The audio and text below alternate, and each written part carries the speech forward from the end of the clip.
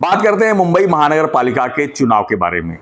जी हाँ, मुंबई महानगर पालिका का चुनाव जनवरी या दिसंबर में प्रोसीजर शुरू हो जाएगा, लेकिन अभी से जो है सभी पार्टियां गठबंधन को लेकर, अपने सीट के बंटवारे को लेकर काफ़ी सक्रिय हो गए हैं।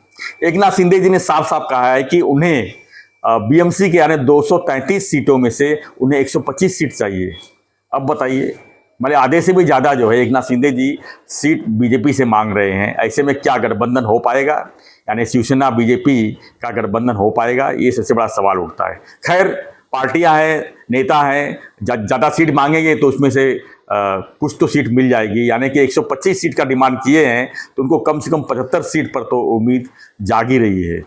अब देखना यह है कि बीजेपी 233 में से एकनाथ शिंदे को कितना सीट देती है और अजीत दादा पवार को भी, जो उनके गठबंधन के हिस्सा है, उनको देती है, या इसको सीट बंटवारे को लेकर ऐसा भी हो सकता है कि सभी पार्टियां अलग अलग चुनाव लड़ेंगी, चुनाव जीतने के बाद सभी पार्टियां एक होंगी, ऐसा है। लेकिन जिस तरह से दोनों ठाकरे बंधु एक साथ चुनाव लड़ रहे हैं, उसको देखते हुए बीजेपी को कहीं यह भारी न पड़ जाए, यानी कि शिवसेना वोट अगर बट गई और अजीत दादा के वोट बट गए तो बीजेपी को इसको लेने के देने भी न पड़ जाए।